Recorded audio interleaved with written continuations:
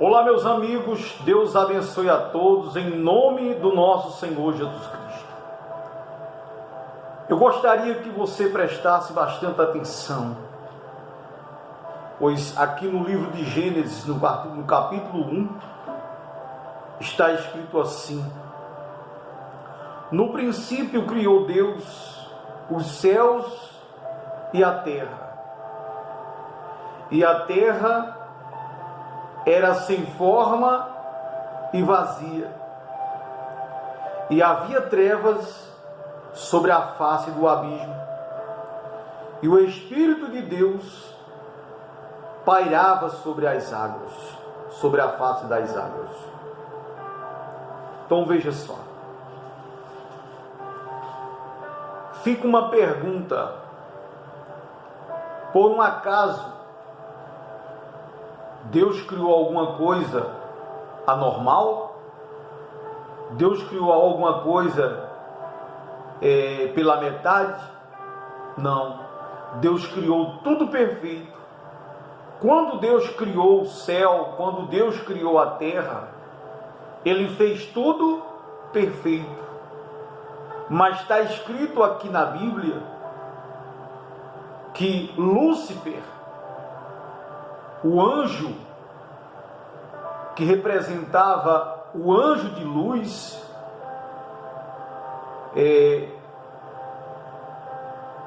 a estrela da alva,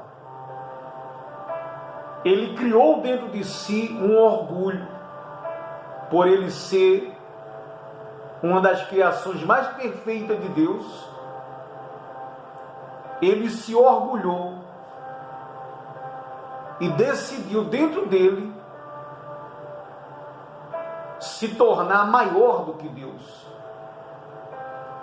Então diz a Escritura Sagrada que ele começou a reunir os outros anjos e começou a levar os anjos, seduzir os anjos a se rebelar contra Deus. Porque o desejo dele sempre foi ser maior do que Deus, assumir um trono acima do trono de Deus. Vamos usar o raciocínio: maior do que Deus ninguém pode ser, meu amigo. Mas o orgulho dele foi tão grande que levou ele a imaginar que podia esse desejo dele se tornar realidade. Então ele começou a contaminar a terça parte dos anjos. E a Bíblia diz que houve uma grande batalha, houve uma grande guerra no reino dos céus. Para você que não sabe, meu amigo e minha amiga, a terra Deus criou toda plana. A terra era plana, não tinha altos e baixos. Ela era plana, perfeita.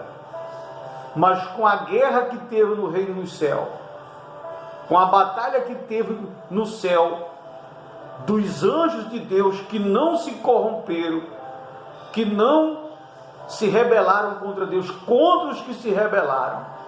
E quando os anjos de Deus derrubaram Lúcifer e todos os anjos das trevas sobre a terra, então quando eles caíram do alto sobre a terra, eles causaram uma grande catástrofe, uma grande, como é que eu posso falar para você? Um grande estrondo, um grande estrago na terra, deixando a terra sem forma, deixando a terra vazia. E assim como eles, com a queda deles, eles causaram essa catástrofe, eles causaram esse estrondo, esse estrago na terra, assim também eles causam quando eles encontram uma porta aberta, uma oportunidade para entrar na vida de alguém. Naquele momento, a vida sentimental é destruída, a saúde é destruída,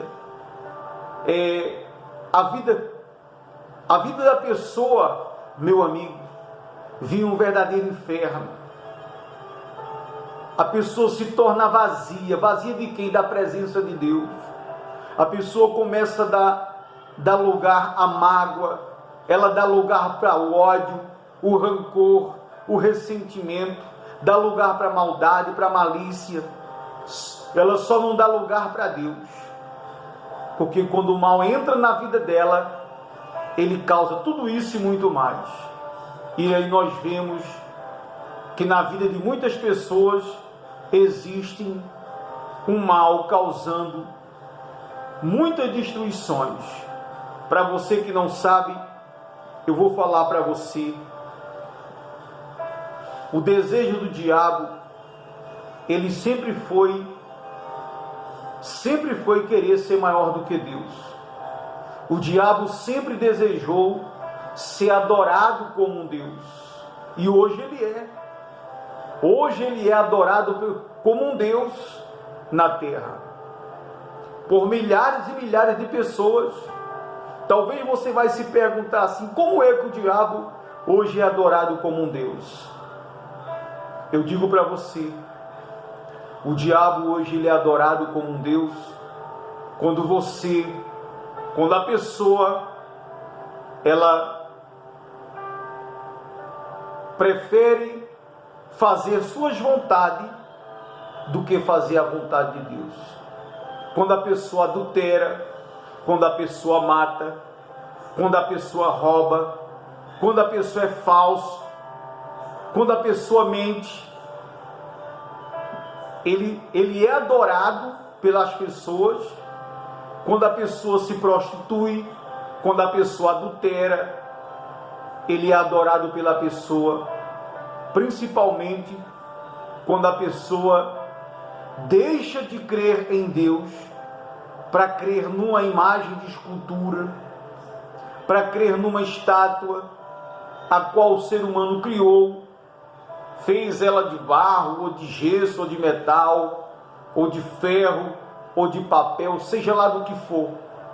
E a pessoa se curva diante da imagem, a pessoa acende velas diante da imagem, faz promessas diante da imagem, adoram as imagens. Tem pessoas que fazem de tudo por causa das imagens.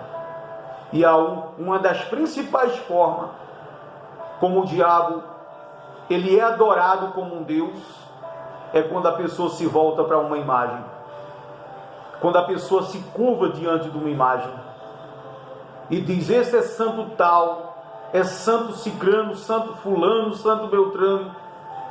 Quando você se curva diante de uma imagem, meu amigo e minha amiga, é aí que você está adorando ao diabo como se fosse o seu Deus. Porque Deus não habita em templos feitos por mãos de homens. Deus não habita numa imagem. Deus não age através de uma imagem para prestar um auxílio, um socorro a uma pessoa. Deus é espírito, e o que importa para ele é que aqueles que o adorem em espírito e em verdade. Então, no momento que a pessoa se volta, no momento que a pessoa se prostra, no momento que a pessoa se curva, dobra os joelhos diante de uma imagem e pede para uma imagem algo que ela está precisando, necessitando, naquele momento o diabo está ali. E para que você não, se você não sabe, ele diz para Deus: olha aí, olha a tua imagem e semelhança me adorando. Como é que você acha que Deus se sente nesse momento, meu amigo? Como é que Deus olha para você neste momento, vendo que você está se curvando diante de uma imagem? Eu não estou aqui para lhe criticar, eu não estou aqui para te julgar, eu estou aqui para ensinar você. Se você ama a verdade, se você gosta da verdade, então você não vai discordar do que eu estou lhe ensinando. No livro de Salmos, no capítulo 115, está escrito assim, olha. Está escrito assim, Salmos 115, está escrito assim, ó. Diz assim, ó. 115, versículo 2 diz assim: porque dirão as nações, onde está o teu Deus? Mas o nosso Deus está onde? No céu, e faz tudo o que lhe agrada. Os ídolos do povo são o quê? Prata, são ouro, são obra das mãos dos homens. Tem boca, mas não falam. Tem pés, mas não andam. Tem nariz, mas não cheiam. Tem olhos, mas não veem. Tem ouvidos, mas não ouvem. Tem pés, mas não andam. Tem garganta, mas som nenhum sai da sua garganta. E diz: tornem-se iguais a eles, semelhante a quem? As imagens. Os que fazem as imagens, assim como todos aqueles que neles confiam. Então Deus está determinando: fiquem iguais às imagens, sejam iguais a elas. Todos aqueles que fabricam as imagens, todos aqueles que adoram as imagens, fiquem iguais a elas, sejam iguais. Iguais como? Fiquem sem enxergar, fiquem sem ouvir, fiquem sem falar, fiquem sem sentir cheiro, fiquem sem ter mãos para apalpar, fiquem sem ter pés para andar, fiquem sem ter voz para falar. Então, meu amigo e minha amiga, é por isso que nós vemos tantas pessoas que vivem anos em cima de uma cama, dependendo de outras para tudo, para tudo. Por quê? Porque a fé dessas pessoas e a confiança dessas pessoas não está no Deus da Escritura Sagrada, mas está naquilo que o homem fabricou. Está naquilo que o homem fabricou. Se você quiser ler o que eu acabei de ler agora, se você quiser ler, você vai encontrar no livro de Salmo 115. Meu amigo e minha amiga, agora mesmo, Deus está revelando para você algo que a liderança religiosa, aonde você congrega, não tem coragem de falar para você. Por que não tem coragem de falar para você? Porque não tem nenhuma preocupação com a sua alma, não se preocupa com a sua salvação. E a idolatria é uma das principais coisas que pode levar a pessoa a perder a salvação. Porque se a pessoa morre sem ter o conhecimento da verdade, sem obedecer à verdade, ela perde a salvação. Dando continuidade aqui no livro de Apocalipse, só para concluir o que eu estou falando, está escrito assim, ó. Olha só, o perigo que as pessoas estão correndo, um alto risco de perderem a sua alma. Apocalipse diz assim, ó, Apocalipse 21, está escrito assim: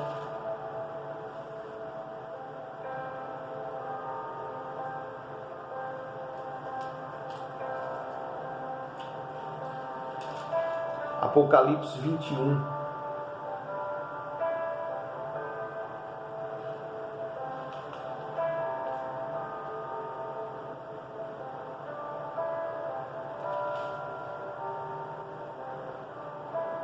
diz assim: Muito bem, meu amigo, continuando, diz assim, ó, Apocalipse 21, no versículo 7, diz assim, ó: quem vencer herdará todas estas coisas, e eu serei... Não, versículo 6 diz assim, ó, versículo 5 diz assim: e o que estava sentado sobre o trono disse: eis que faço novas todas as coisas. Disse-me: escreve. E ele disse assim: escreve-me mais, está cumprido, ou seja, está consumado. Eu sou o Alfa e eu sou o Ômega, o princípio e o fim. A quem quer que tiver sede, de graça lhe darei da água da fonte da vida. Quem vencer herdará todas estas coisas, e eu serei o seu Deus, e ele será meu filho. Então, meu amigo, ao que vencer o quê? Vencer a si mesmo, vencer suas vontades carnais, vencer os seus desejos, vencer a malícia, vencer o pecado. Aquele que se guardar para Deus, aquele que se sujeitar a fazer a vontade de Deus, esse receberá de Deus, receberá de graça a água da fonte da vida. E ele diz assim, ó: mas quanto, porém, aos covardes. Quem são os covardes? Os covardes são aqueles que dão início, que diz assim: não, eu entrego a minha vida nas mãos de Deus. Os covardes são aqueles que dizem assim: não, eu recebo Jesus como meu Salvador. Mas quando a luta vem, quando as perseguições vêm, quando os problemas vêm, a pessoa dá as costas e cai fora. Para Deus, esses são covardes. E aqueles que dizem assim: não quero nem saber, esses são pior do que os covardes. E ele diz assim, ó: quanto, porém, aos covardes e aos incrédulos. Quem são os incrédulos? Aqueles que acham difícil obedecer a palavra de Deus, que preferem fazer a vontade de si próprio.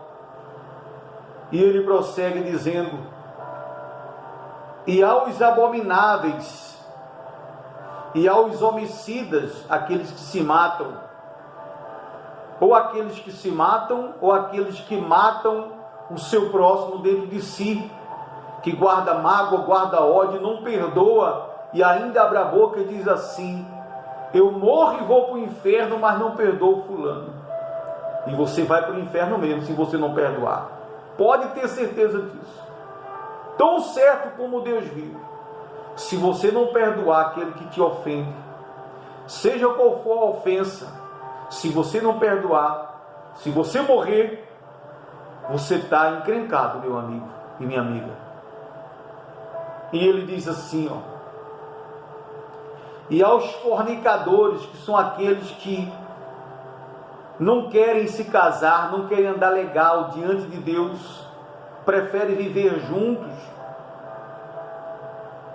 E aos feiticeiros, quer dizer, todos aqueles que praticam a feitiçaria, seja o jogo de búzio, que traça baralhos, que usa bola de cristal, que tenta buscar adivinhações, que recebe benzeção, aqueles que vivem de fazer maldade para os outros, vivem acendendo velas, esses também estão nessa lista.